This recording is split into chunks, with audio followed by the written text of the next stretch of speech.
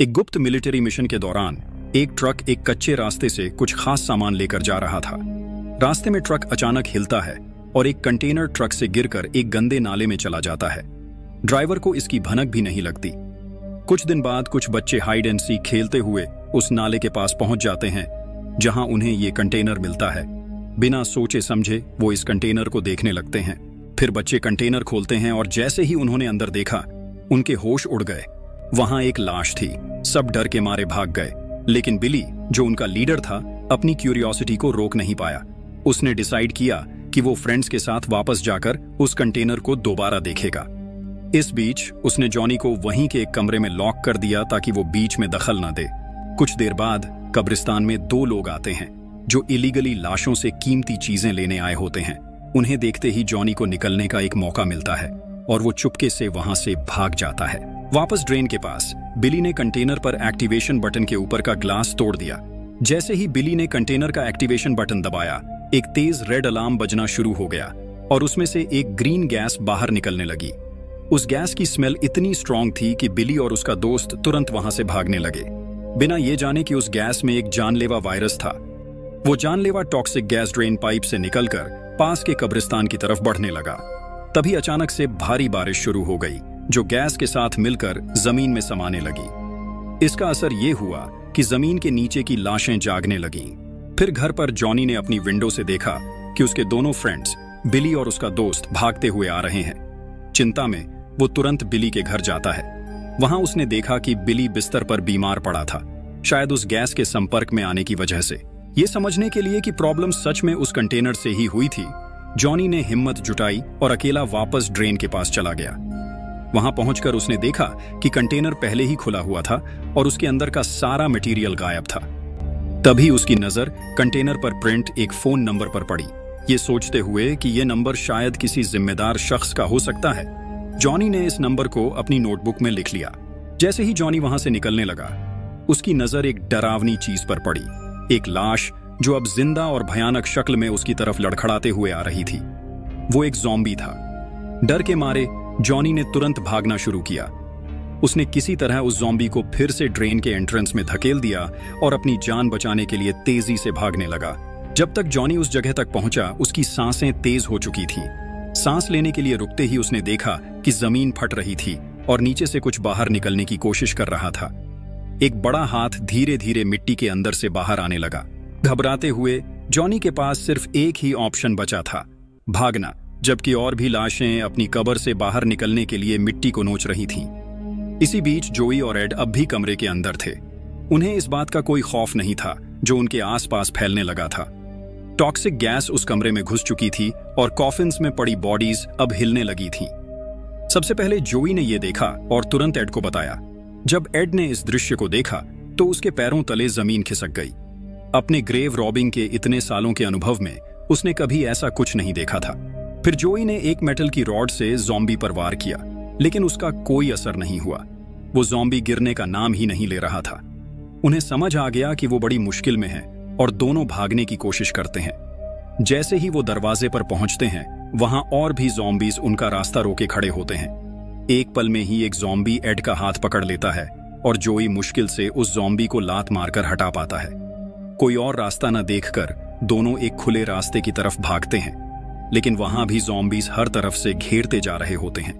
अपनी जान बचाते हुए दौड़ते हुए वो ब्रेंडा से टकरा जाते हैं जो उन्हें ढूंढने आई थी। अपने बॉयफ्रेंड जोई को देखते ही ब्रेंडा गुस्से में कहती है, तुम दोनों ने अंदर ऐसा क्या किया? फिर एड शर्मिंदा होते हुए अपने घुटनों पर गिर गया और अपनी गलती मानते हुए माफी मांगने लगा। लेकिन इसके बावजूद ज़ॉम्बीज उनके आसपास इकट्ठे हो रहे थे, जिससे वो भागने पर मजबूर हो गए। इस बीच जॉनी अपने घर पहुंच चुका था और अपनी बहन लूसी और उसके बॉयफ्रेंड जेसी को ज़ॉम्बीज के बारे में बताने की पूरी कोशिश कर रहा था। लेकिन चाहे वो कितना भी समझाता, दोनों उसकी बात पर विश्वास नहीं कर रहे थे। ये सोचकर कि जॉनी फिर कोई नई शरारत न करे, लूसी ने उसे उसके कमरे में लॉक कर दिया। लेकिन जॉनी ऐसे हार मानने वाला नहीं था। उसने वो स्ट्रेंज कंटेनर के नंबर पर कॉल करने का प्लान बनाया। इसीलिए उसने कमरे में धुआं लगा दिया ताकि स्मोक अलार्म बज जाए। जैसे ही लूसी ने दरवाजा खोला, जॉनी ने मौका देखते हुए वहां से निकलकर एक दूसरे कमरे में भाग गया और वो फोन लेकर उस नंबर पर डायल करने लगा। हैरानी की बात यह थी कि कॉल कनेक्ट हो गया। और एक मिलिट्री ऑफिसर ने जवाब दिया। जॉनी ने अभी बात करना शुरू ही किया था कि तभी ब्रेंडा, जोई और एड भागते हुए रास्ते में आ रहे थे। जब उन्होंने गलती से एक यूटिलिटी बॉक्स को टक्कर मार दी, जिससे उसका कॉल का कनेक्शन कट हो गया, और जब वो सड़क पर आए तो देखा कि हर जगह ज़ॉम्बीज घूम रहे थे। घबराए हुए वो तेजी से भागते भागते जॉनी के घर पहुंच गए। उन्हें देखते ही जेसी ने गुस्से में कहा कि वो यहां से चले जाएं, लेकिन तीनों समझाने लगे कि बाहर हर जगह ज़ॉम्बीज हैं। पर लूसी को अब भी ये सब एक मजाक लग रहा था। तभी अचानक एड के बैग में कुछ हिलता हुआ नजर आया और सबके होश उड़ गए। जब उन्होंने देखा कि एड अपने साथ गलती से एक ज़ॉम्बी का सिर लेकर आ गया था, सब पर अब पैनिक छाने लगा था और लूसी और जेसी भी इस हकीकत को डिनाई नहीं कर सके। इसी अफरा तफरी में ज़ॉम्बी के सिर ने एड की उंगली पर काट लिया, जिससे वो दर्द से चिल्लाने लगा और हाथ को झटकने लगा पैनिक में। जेसी ने अपनी बेल्ट से एक स्क्रू ड्राइवर निकाला और उस ज़ॉम्बी के सिर में घुसाने की कोशिश की, पर उस पर इसका कोई असर नहीं हुआ। फिर जेसी ने उस सिर को ही बाहर फेंक दिया। उसी दौरान जब जॉनी दूसरा कॉल करने वाला था, एक ज़ॉम्बी बाहर से उसका सिर पकड़ के खींचने लगा। लूसी और जेसी ने तुरंत रिएक्ट किया और जॉनी के बालों का एक हिस्सा काटकर उसे ज़ॉम्बी के हाथ से छुड़ा लिया। ज़ॉम्बीज दरवाजा तोड़ने के लिए तैयार थे, तो उन्होंने जल्दी से एक अलमारी को दरवाजे के आगे लगा दिया, लेकिन यह भी ज्यादा देर तक नहीं टिकने वाला था। उन्होंने समझा कि बस एक ही रास्ता बचा है, डॉक्टर के घर पहुंचकर वहां से दूसरी गाड़ी ढूंढना। तीनों ने मिलकर जल्दी से जरूरी सामान समेटने की कोशिश की और बाहर निकलने का प्लान बनाया। जेसी वहीं रुक गया ताकि दूसरों के निकलने का रास्ता बना सके और सिचुएशन पर नजर रखता रहा।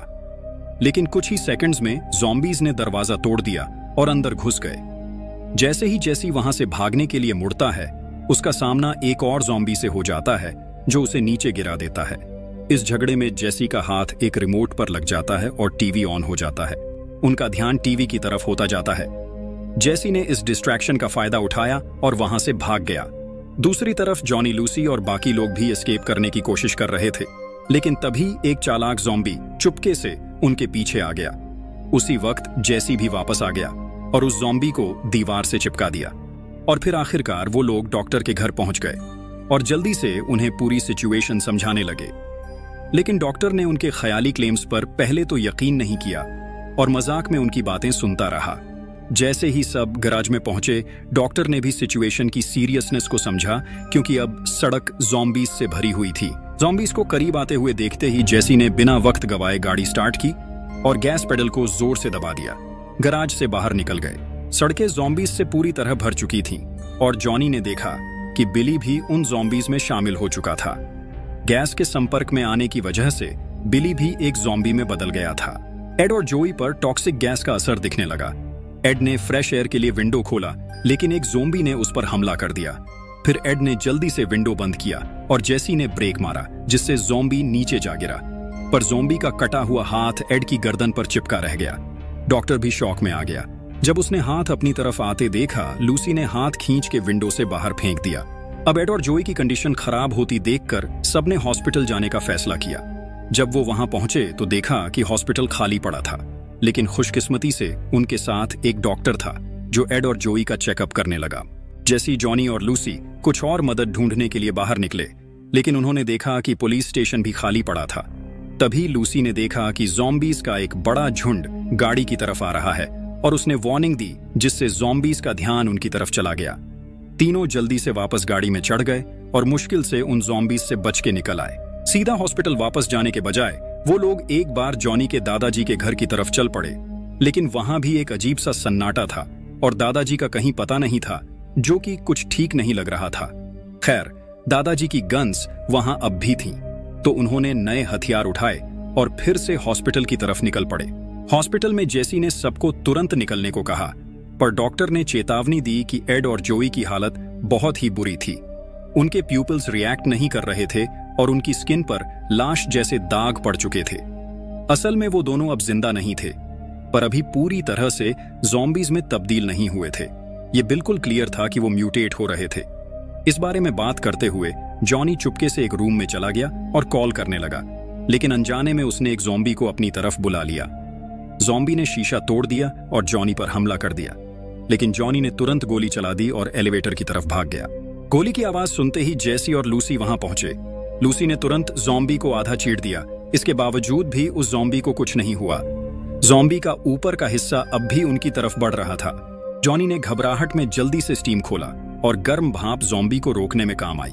तीनों ने मौका देखते ही एलिवेटर में घुस गए। इस बीच एड, जोई और ब्रेंडा गाड़ी लेकर भाग चुके थे। रास्ते में उनका सामना कुछ सोल्जर्स से होता है जो इन्फेक्शन फैलने के डर से मदद करने से मना कर रहे थे। लेकिन किसी ने ध्यान नहीं दिया था कि एड अब ज़ॉम्बी बन चुका है और उसने एक सोल्जर को काट लिया। सोल्जर्स ने तुरंत फायरिंग शुरू की, लेकिन एड पर गोली का कोई असर नहीं हो रहा था। हालात बिगड़ने लगे तो सोल्जर्स को वहां से भागना पड़ा। ब्रेंडा ने घबराहट में जोई के साथ भागने की कोशिश की, लेकिन जोई भी धीरे धीरे म्यूटेट होने लगा।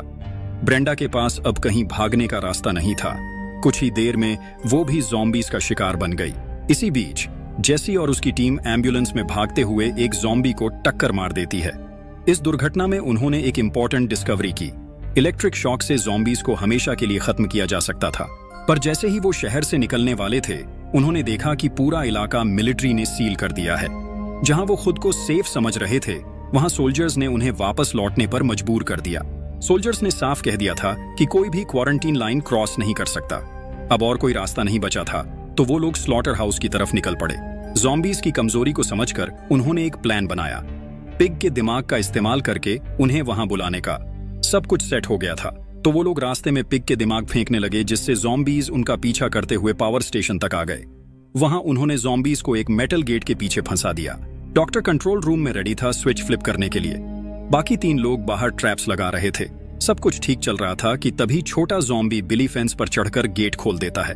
इससे सारे ज़ॉम्बीज अंदर आ गए। ज़ॉम्बीज को पास आते देख तीनों ट्रक में घुस गए, लेकिन घबराहट में वॉकी टॉकी बाहर ही छोड़ दिया, जिससे डॉक्टर को टाइमिंग का सिग्नल नहीं मिल पाया। तभी जेसी ने ट्रक और कार्गो होल्ड के बीच एक छोटी सी खिड़की देखी।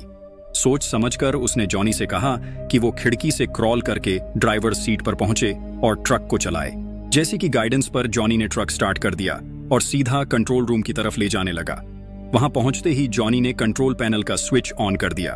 एक स्ट्रॉन्ग इलेक्ट्रिक करंट पूरे सेटअप में फैल गया और ज़ॉम्बीज तुरंत ही झटके खाने लगे। सबको लगा अब सब कुछ खत्म हो गया है। बिली, जो किसी तरह से शॉक से बच गया था, अचानक जॉनी पर हमला कर देता है। तभी वहां पर डॉक्टर आ जाते हैं और जॉनी को बचाने की कोशिश करते हैं, लेकिन इसका कोई असर नहीं होता। फिर जॉनी बिली को हाई वोल्टेज करंट में धकेल देता है।